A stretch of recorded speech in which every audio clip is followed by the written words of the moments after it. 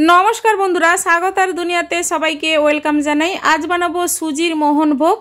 এই রেসিপিটি কিন্তু আপনারা যে কোনো সময় বানাতে পারেন কিংবা ঠাকুরের কাছে বানিয়ে পরিবেশন করতে পারেন। রেসিপিটি প্রথম থেকে শেষ পর্যন্ত দেখুন, আশা করি আপনাদের খুব ভালো লাগবে। সুজির মোহনভোগ বানানোর জন্য সবার প্রথমে গ্যাস অন করে ননস্টিক কড়াইয়ের মধ্যে দিয়ে দিচ্ছি ঘি। ঘি দেওয়ার পর আমি দিয়ে দেব কাজু বাদাম আর দেব কিশমিশ।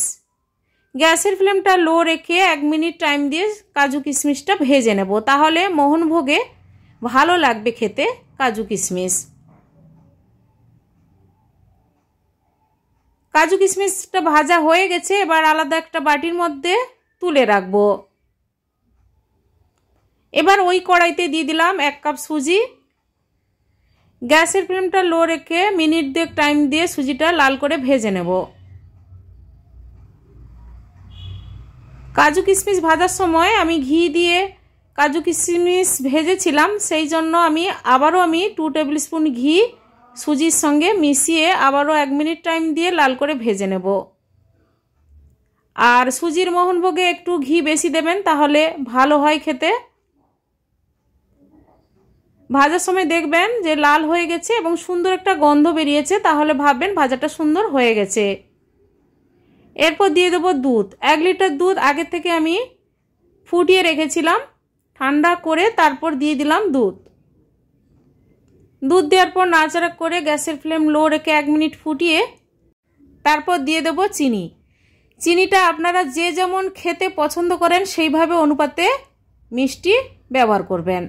আমি ছোট বাটির 1 বাটি চিনি দিয়ে সুজির মধ্যে ভালোভাবে মিশিয়ে দিলাম। এরপর দিয়ে দেবো ভেজে রাখা কাজু কিশমিশ। কাজু কিশমিশও আমি পুরোটা দেব না, সামান্য 2-1টা তুলে রাখবো, সার্ভ করার সময় আমি দিয়ে দেব।